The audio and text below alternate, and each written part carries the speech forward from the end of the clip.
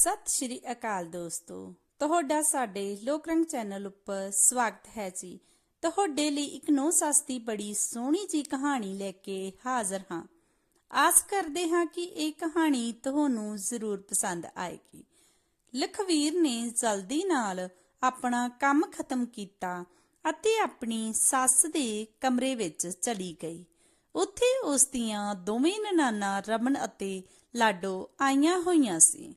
ਲਖਵੀਰ ਦਾ ਵਿਆਹ 8 ਮਹੀਨੇ ਪਹਿਲਾਂ ਸਰਦੀ ਵਿੱਚ ਹੋਇਆ ਸੀ। ਉਸ ਸਮੇਂ ਉਸ ਦੀਆਂ ਨਨਾਣਾਂ ਦੇ ਬੱਚਿਆਂ ਦੇ ਸਕੂਲ ਸ਼ੁਰੂ ਹੋਣ ਕਰਕੇ ਉਹਨਾਂ ਨੂੰ ਜਲਦੀ ਜਾਣਾ ਪਿਆ। ਹੁਣ ਛੁੱਟੀਆਂ ਹੁੰਦਿਆਂ ਹੀ ਦੋਵੇਂ ਨਨਾਣਾਂ ਆਪਣੇ ਬੱਚਿਆਂ ਦੇ ਨਾਲ ਪੇਕਿਆਂ ਤੇ ਆਈਆਂ ਹੋਈਆਂ ਸਨ।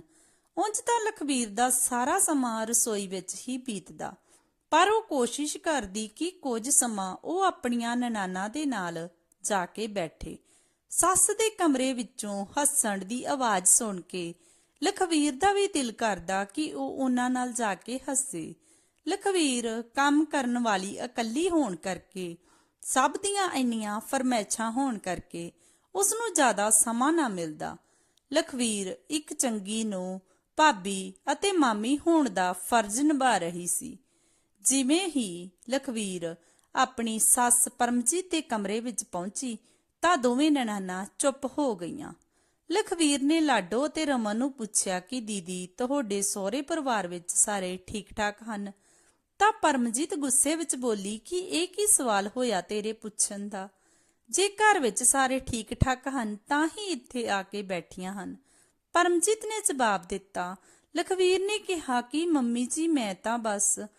ਪਰਮਜੀਤ ਨੇ ਅੱਗੇ ਉਸ ਨੂੰ ਕੁਝ ਹੋਰ ਬੋਲਣ ਨਾ ਦਿੱਤਾ ਅਤੇ ਕਿਹਾ ਕਿ ਛੱਤ ਤੋਂ ਜਾ ਕੇ ਕੱਪੜੇ ਉਤਾਰ ਲਿਆ। ਉਹ ਧੁੱਪ ਵਿੱਚ ਪਾਪੜ ਬਣ ਗਏ ਹੋਣਗੇ ਅਤੇ ਜਾ ਕੇ ਰਾਤ ਦੀ ਰੋਟੀ ਸਬਜ਼ੀ ਵੀ ਤਿਆਰ ਕਰ। ਲਖਵੀਰ ਹੁਣ ਇਹ ਸਭ ਸੁਣ ਕੇ ਹੈਰਾਨ ਰਹਿ ਗਈ, ਕਿਉਂਕਿ ਇਹੀ ਉਸ ਦੀ ਸੱਸ ਪਰਮਜੀਤ ਧੀਆਂ ਦੇ ਆਉਣ ਤੋਂ ਪਹਿਲਾਂ ਉਸ ਨਾਲ ਬਹੁਤ ਵਧੀਆ ਤਰੀਕੇ ਨਾਲ ਗੱਲ ਕਰਦੀ ਸੀ। ਹੁਣ ਉਸਨੇ ਉਸ ਨੂੰ ਕੰਮ ਕਰਨ ਲਈ ਭੇਜ ਦਿੱਤਾ। ਲਖਵੀਰ ਸਿਰ ਹਿਲਾ ਕੇ ਬਾਹਰ ਆ ਗਈ।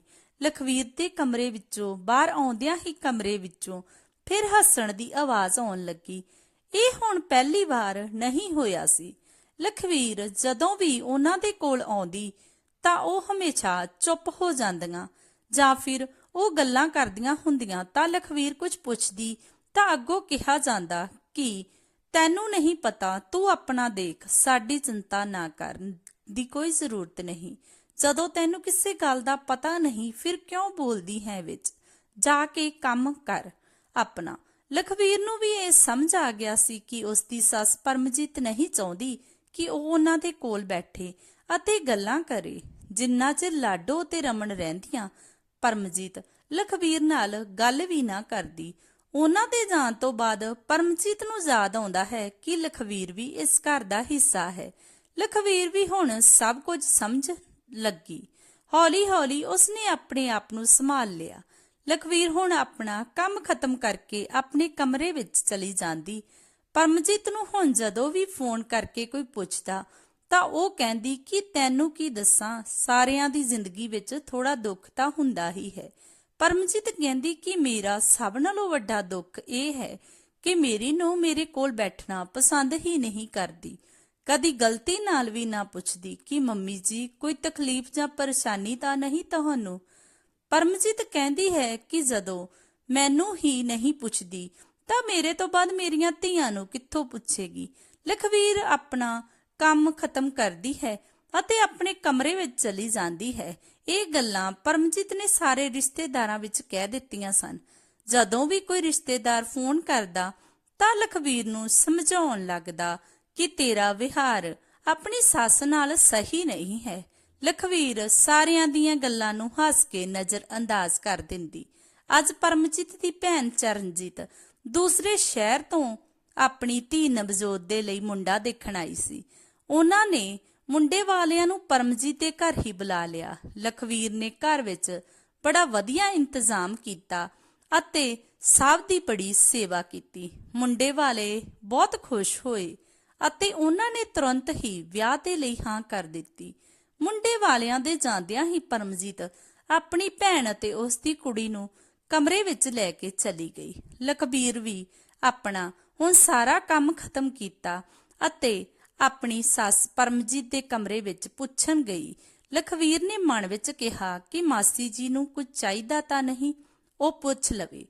ਤਾਂ ਆਪਣੇ ਨਾਮ ਸੁਣ ਕੇ ਉਹ ਕਮਰੇ ਦੇ ਦਰਵਾਜ਼ੇ ਦੇ ਬਾਹਰ ਹੀ ਰੁਕ ਗਈ। ਉਸ ਦੀ ਮਾਸੀ ਸੱਸ ਆਪਣੀ ਭੈਣ ਪਰਮਜੀਤ ਨੂੰ ਕਹਿ ਰਹੀ ਸੀ ਕਿ ਜਿਸ ਤਰ੍ਹਾਂ ਦਾ ਤੁਸੀਂ ਲਖਵੀਰ ਦੇ ਬਾਰੇ ਵਿੱਚ ਦੱਸਿਆ ਸੀ ਉਸ ਤਰ੍ਹਾਂ ਦਾ ਤਾਂ ਕੁਝ ਵੀ ਨਹੀਂ। ਲਖਬੀਰ ਤਾਂ ਬੜੀ ਮਿਲਨਸਾਰ ਅਤੇ ਹਸਮੁਖ ਕੁੜੀ ਹੈ। ਉਸ ਨੇ ਤਾਂ ਸਾਰਾ ਇੰਤਜ਼ਾਮ ਇੰਨਾ ਵਧੀਆ ਕਰਿਆ ਸੀ ਕਿ ਉਸ ਨੂੰ ਦੇਖ ਕੇ ਮੁੰਡੇ ਦੀ ਮਾਂ ਨੇ ਰਿਸ਼ਤੇ ਨੂੰ ਹਾਂ ਕਰ ਦਿੱਤੀ। ਜੇਕਰ ਨੋ ਇੰਨੀ ਵਧੀਆ ਹੈ ਤਾਂ ਪਰਿਵਾਰ ਵੀ ਵਧੀਆ ਹੀ ਹੋਊਗਾ। ਮੈਂ ਤਾਂ ਲਖਵੀਰ ਦਾ ਸ਼ੁਕਰਗੁਜ਼ਾਰ ਹਾਂ। ਪਰਮਜੀਤ ਨੇ ਚਰਨਜੀਤ ਨੂੰ ਕਿਹਾ ਕਿ ਛੱਡ ਪਰਾਂ, ਤੂੰ ਨਹੀਂ ਸਮਝੇਂਗੀ। ਉਹ ਤਾਂ ਉਹਨਾਂ ਦੇ ਸਾਹਮਣੇ ਦਿਖਾਵਾ ਕਰ ਰਹੀ ਸੀ ਅਤੇ ਮੂੰਹ ਤੇ ਝੂਠੀ ਖੁਸ਼ੀ ਲੈ ਕੇ ਉਹ ਇਸ ਤਰ੍ਹਾਂ ਦਿਖਾ ਰਹੀ ਸੀ ਕਿ ਜਿਵੇਂ ਉਸ ਨੂੰ ਮੇਰੀ ਬੜੀ ਚਿੰਤਾ ਹੋਵੇ। ਰੋਜ਼ ਬਸ ਕੰਮ ਖਤਮ ਹੋਇਆ ਨਹੀਂ ਕਿ ਆਪਣੇ ਕਮਰੇ ਵਿੱਚ ਚਲੀ ਜਾਂਦੀ ਹੈ। ਮੈਂ ਉਸ ਤੋਂ ਬਹੁਤ ਦੁਖੀ ਹਾਂ। ਪਰਮਜੀਤ ਮੂੰਹ ਟੇਢਾ ਕਰਕੇ ਬੋਲੀ। ਹਰ ਇੱਕ ਦੀ ਜ਼ਿੰਦਗੀ ਵਿੱਚ ਕੋਈ ਨਾ ਕੋਈ ਦੁੱਖ ਤਾਂ ਹੁੰਦਾ ਹੀ ਹੈ। ਲਖਵੀਰ ਬੋਲੀ, ਹਾਂ ਮੰਮੀ, ਹਰ ਇੱਕ ਦੀ ਜ਼ਿੰਦਗੀ ਵਿੱਚ ਕੋਈ ਨਾ ਕੋਈ ਦੁੱਖ ਤਾਂ ਹੁੰਦਾ ਹੀ ਹੈ। ਲਖਵੀਰ ਕਮਰੇ ਦੇ ਦਰਵਾਜ਼ੇ ਦੇ ਬਾਹਰੋਂ ਬੋਲੀ। ਪਰਮਜੀਤ ਨੇ ਕਿਹਾ ਕਿ ਕਿਹੜਾ ਦੁੱਖ ਹੈ ਤੈਨੂੰ? ਲਖਵੀਰ ਨੇ ਕਿਹਾ ਕਿ ਮੰਮੀ ਜੀ, ਜਦੋਂ ਦੋਵੇਂ ਦੀਦੀਆਂ ਘਰੇ ਆਈਆਂ ਤਾਂ ਤੁਸੀਂ ਕੋਈ ਨਾ ਕੋਈ ਬਹਾਨਾ ਬਣਾ ਕੇ ਮੈਨੂੰ ਆਪਣੇ ਕੋਲੋਂ ਉਠਾ ਦਿੰਦੇ ਸੀ। ਮੇਰਾ ਵੀ ਮਨ ਕਰਦਾ ਸੀ ਕਿ ਮੈਂ ਤੁਹਾਡੇ ਨਾਲ ਬੈਠ ਕੇ ਗੱਲਾਂ ਕਰਾਂ, ਤੁਹਾਡੇ ਨਾਲ ਘੁੰਮਣ ਜਾਵਾਂ। ਤੁਹਾਡੇ ਤਿੰਨਾਂ ਦੇ ਲਈ ਉਸ ਸਮੇਂ ਮੈਂ ਇੱਕ ਸਿਰਫ ਨੌਕਰਾਣੀ ਹੁੰਦੀ ਸੀ। ਮੰਮੀ ਜੀ, ਜਦੋਂ ਦੋਵੇਂ ਦੀਦੀਆਂ ਆਪਣੇ ਸਹੁਰੇ ਘਰ ਜਾਂਦੀਆਂ ਉਦੋਂ ਤੁਸੀਂ ਚਾਹੁੰਦੇ ਹੋ ਕਿ ਮੈਂ ਤੁਹਾਡੇ ਨਾਲ ਬੈਠਾਂ। ਮੈਂ ਕੋਈ ਚਾਬੀ ਵਾਲੀ ਗੁੱਡੀ ਨਹੀਂ ਹਾਂ। ਜਦੋਂ ਤੁਹਾਡਾ ਜੀ ਕੀਤਾ ਤੁਸੀਂ ਇਸ ਦਾ ਇਸਤੇਮਾਲ ਕੀਤਾ। ਜਦੋਂ ਜੀ ਆਇਆ ਉਸ ਨੂੰ ਇੱਕ ਨੁੱਕਰ ਵਿੱਚ ਸਿੱਟ ਦਿੱਤਾ। ਮੇਰਾ ਵੀ ਆਤਮ ਸਨਮਾਨ ਹੈ। ਮੈਨੂੰ ਵੀ ਦੁੱਖ ਹੁੰਦਾ ਹੈ। ਮੈਂ ਜਿਸ ਤਰ੍ਹਾਂ ਦੀ ਵੀ ਹਾਂ ਉਸ ਦੀ ਵਜ੍ਹਾ ਤੁਸੀਂ ਆਪ ਹੋ। ਬੋਲਦੇ ਬੋਲਦੇ ਲਖਬੀਰ ਦੀਆਂ ਅੱਖਾਂ ਵਿੱਚ ਹੰਝੂ ਆ ਗਏ। ਆਪਣੀਆਂ ਗੱਲਾਂ ਕਹਿ ਕੇ ਲਖਵੀਰ ਹੁਣ ਜਾਣ ਲੱਗੀ ਤਾਂ ਪਰਮਜੀਤ ਨੇ ਉਸ ਨੂੰ ਰੋਕ ਲਿਆ ਕਿ ਹਾਂ, ਮੈਨੂੰ ਯਾਦ ਹੈ ਕਿ ਤੂੰ ਆਪਣਾ ਕੰਮ ਖਤਮ ਕਰਕੇ ਮੇਰੇ ਪਿੱਛੇ ਪਿੱਛੇ ਆਉਂਦੀ ਸੀ, ਪਰ ਆਪਣੀਆਂ ਧੀਆਂ ਦੇ ਆਉਂਦਿਆਂ ਹੀ ਮੈਂ ਉਹਨਾਂ ਨਾਲ ਰੁੱਝ ਜਾਂਦੀ ਸੀ। ਦੂਸਰੇ ਪਹਿਲੂ ਤੋਂ ਤਾਂ ਮੈਂ ਇਹ ਸੋਚਣ ਦੀ ਕੋਸ਼ਿਸ਼ ਹੀ ਨਹੀਂ ਕੀਤੀ ਕਿ ਤੈਨੂੰ ਵੀ ਇਕੱਲਾਪਨ ਮਹਿਸੂਸ ਹੁੰਦਾ ਹੋਵੇਗਾ।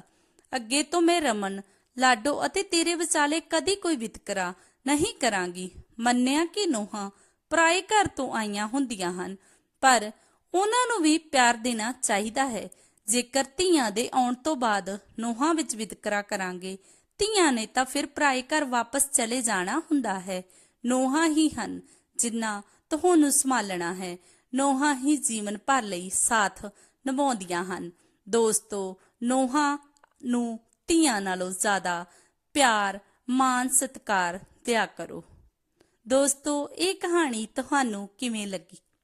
ਆਪਣੇ ਕਮੈਂਟਾਂ ਵਿੱਚ ਜ਼ਰੂਰ ਦੱਸਣਾ ਅਤੇ ਚੈਨਲ ਨੂੰ ਸਬਸਕ੍ਰਾਈਬ ਕਰਨਾ ਨਾ ਭੁੱਲਣਾ। ਧੰਨਵਾਦ ਜੀ।